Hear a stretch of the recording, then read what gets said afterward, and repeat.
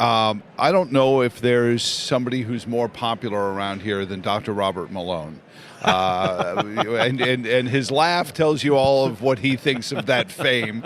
But Dr. Malone, it's a joy knowing that you're a Virginian that's gone out into the world and done amazing things. The mRNA research and breakthroughs that you made were amazing. And I remember when they came out, and I didn't know who you were, where they were talking about the things that they could help people in cancer treatments and things like that.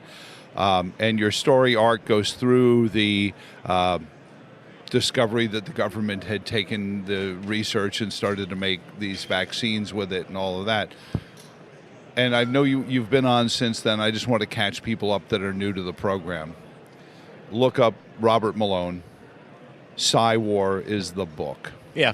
Don't look me up on Wikipedia. You'll be enormously disappointed. Unless you like spreaders of misinformation, which is another way of saying scientific dissidents. Right. Somebody who actually does science, finds an answer, doesn't start with the answer and then do the science to get Right. it. Yeah. So how is PsyWar selling? How is it being received? Because it's a chilling book. It's selling well, but not as well as the prior one, The Lies My Government Told Me, which came out at a very opportune moment when people were really first beginning to wake up. I think the PsyWar topic area is a little harder for people to wrap their arms around.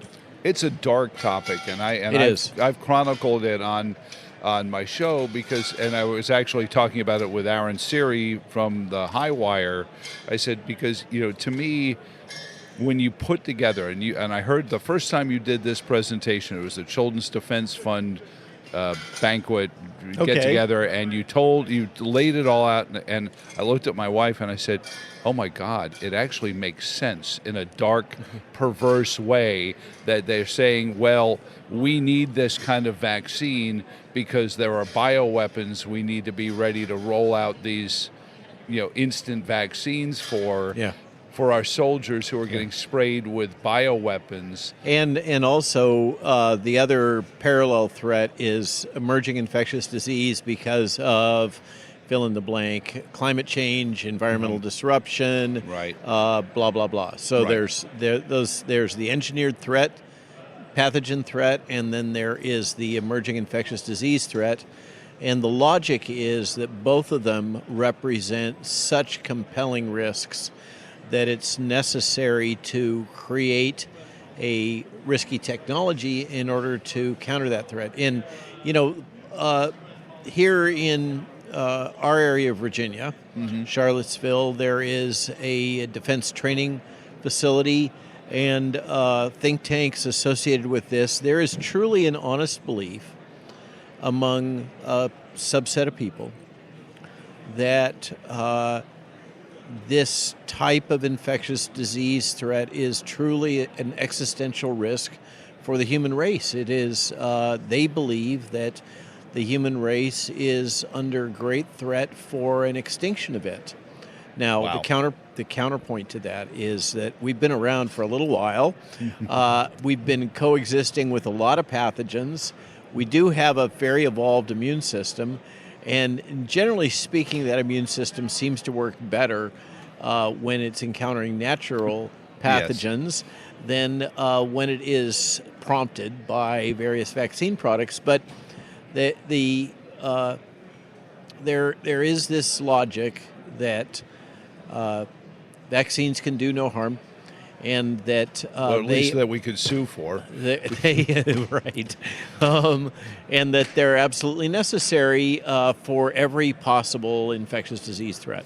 How long has the human race been around, Dr. Malone? You have doctor on your name, so so I can ask questions like this. Yeah. How long had the human race been around before we invented vaccines? So that's an interesting question. In a way, you're asking what were the first vaccines? I'm trying to make a point that the human race. Well, millennia is the answer. We made it this far, and yeah, and then I understand the idea of frightening disease. What I want to know is that if you're telling us we need to do this because people are making weapons out of pathogens, gain of function research, that kind of thing, I want to go after the people who are thinking that's a good idea and put them in a dark hole somewhere. because But they feel very entitled to do this, and many of them believe that they are truly serving the national interest. I mean, if you're going to, I think it's important to try to understand. But not all of them are serving our national interest. They're serving some other nation's interest. Well put. And the tension here is basically the same logic of mutually assured destruction associated with thermonuclear weapons. That is also the case with the engineered super soldiers and transhumanism. That logic of we have to do it because they're doing it, and they're going to do it to us unless we do it to them first, et cetera, et cetera. I think it's best encapsulated. You might remember, I notice you have hair of a certain hue, much like mine, and as a young whippersnapper... I dyed this so I can get away with not being ID'd. You may remember Mad Magazine. Oh, yeah. And you may remember Spy versus Spy. Oh, yes. And I think Spy versus Spy captures the essential truth of mutually assured destruction. It extends to all of these fields, and the logic that they're going to do it to us unless we do it to them first. Isn't there an essence of kind of a sad feeling that the citizens of the United States are not capable of understanding what's really going on or what the threat is, and so we have to keep that from you? And if you try to find out, we will circle the wagon. It's a strange arrogance. It's like a reverse arrogance. Like they are sure that we couldn't handle the truth. Like Jack Nicholson. But that they can. Right. That they are the anointed. And this gets into cultism, priesthood, scientism as a religion. Yeah. We've argued that scientism in a government that is so rigorously enforcing the separation of church and state, they have created their own religion now, and that is the religion of scientism. Right.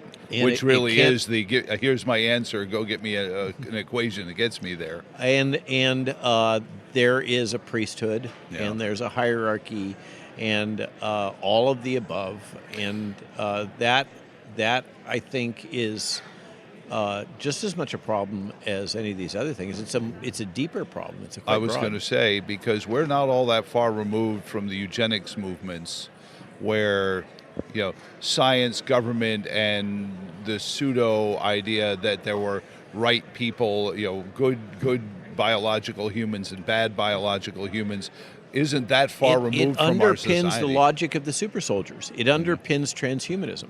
That none of that logic has gone away. It's just been rebranded, laundered.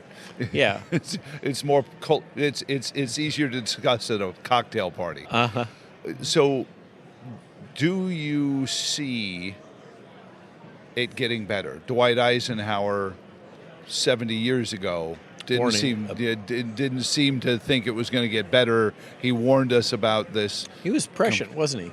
Oh, my gosh. Amazingly prescient. Well, when you look at America's two greatest generals, who probably won freedom for more humans on the planet than any generals. I'm waiting for the second one. Washington, okay. Warning as they leave the public space. Yes, right. The warnings of the possibilities and the dangers and the perils.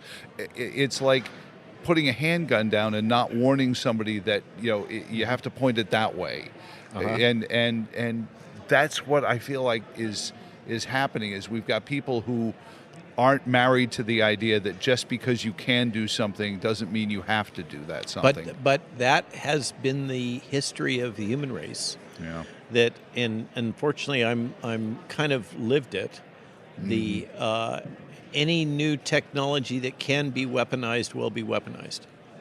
And it's a shame, because yours was such a great breakthrough in the ability to treat illness. it has potential. Right. It is a whole new drug category, but I'm not. I don't want to get ahead of my skis here. I think that let's just say it's currently unrealized potential. I remember when it was announced, and I had no idea who Robert Malone was or anything else. They said, well, they've come up with a way where they can target chemotherapy, and instead of playing chicken with the host and seeing which one dies first, the cancer or the host, they could target, and there might be really hope that we could do. Yeah. So really, what you're talking about is the idea of immunotherapy and cancer vaccines. Yeah. And there have been some advances in that area. That don't involve this technology, right. but involve fundamental advances in understanding the immune system, many of which kind of emerged out of the huge amount of money that was spent on AIDS, giving credit where credit's due. Yeah. And I think we learned a lot about the immune system. We also learned a lot about ourselves, right. with Anthony Fauci and everything else. But and what happens when people have more authority than perhaps even well, or the Constitution was common sense. Let's right. say There were no guardrails on his power. Yeah, but well put. And living near D.C., we understand that dynamic without question. And I think Madison, when he concocted the rule book, to try to make Jefferson's fancy flowing words into an actual government, he envisioned a way, because in 1791, we knew what the 7 vices were, and we knew that we were more likely to Humans indulge are still those. The same. Right. And he said, if we give power to 100 people, they're going to start multiplying their own jealousies, their own greeds, their own sloths, and so Patrick Henry, his stand against the central government, the insistence on a Bill of Rights and that kind of thing. We made a long time, 250 years of this country, and we've managed to live longer than a lot of other we've had some hiccups. There was this little, the War of Northern Aggression. Yes, to quote my family down in Georgia. There's...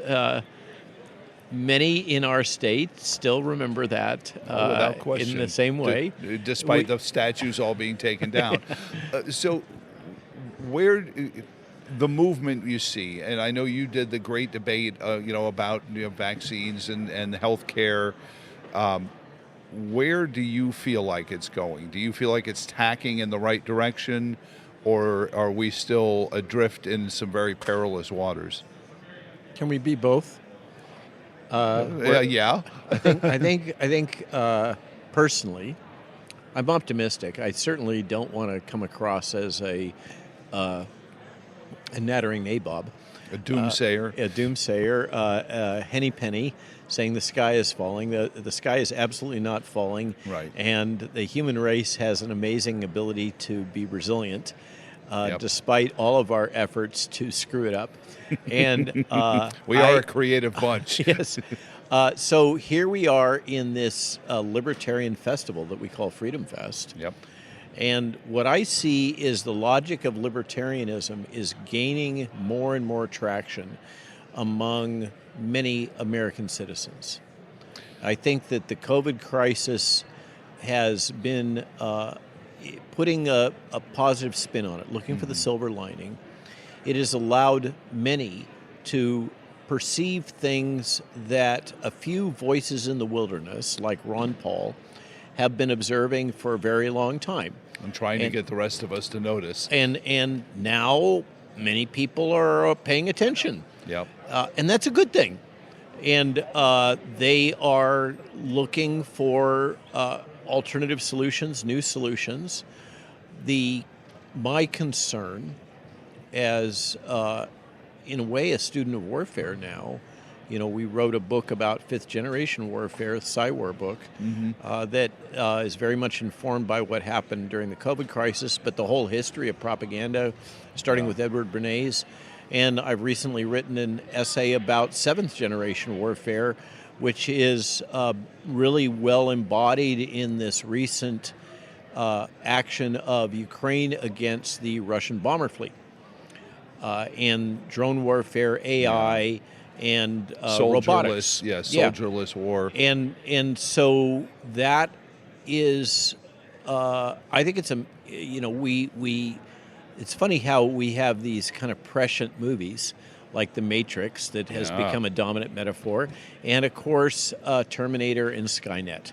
Yeah. And that's not the one Elon Musk. No, that's a different name. Okay. Well, Skynet was the Terminator series, right? I know. Yep. And so a case can be made that we're approaching that nexus where civilization is going to be encountering autonomous battle drones driven by artificial intelligence. And we've learned again and again that AI will do strange things to avoid being turned off, et cetera, et cetera. So that those are foreshadowing. We're also learning that AI, like anyone who's on the internet too long, starts to go to the porn sites a lot. You know? I missed that. I saw that but the story. hallucination certainly is a major issue. And so the question is, can we get our act together politically and socially? Socially, more than politically, even, I think. As Andrew Breitbart said, politics is downstream from society. If society doesn't get the checkup from the neck up, then politics certainly isn't going to lead the way. Yep. So it's going to be interesting times. I'm not pessimistic. I'm having fun. I think we need to be happy warriors. Remember Ronald Reagan, and don't despair. But do your best to create personal, physical connectivity with other human beings. We need it. We don't want to live in a Facebook world of AI-driven friends. It's not good for us. And if we stick together, we can succeed. And as they say, if we don't hang together, we shall surely hang separately. Exactly. That's right. Dr. Robert Malone, thank you so much, sir. It's always a joy to talk to you. And PsyWar is the book. Get it and be chilled a little by it, but I think take heart your view on... Yeah, my hope with the book is that if you become aware of the technology, then you become less susceptible to it. That's the whole purpose. Don't be frightened by it. Just learn about it and strengthen yourself. As that great University of Lore, Faber College slogan says, knowledge is good. Dr. Malone, thank you so much, sir, and enjoy the remainder of Freedom Fest. Thanks for having me on.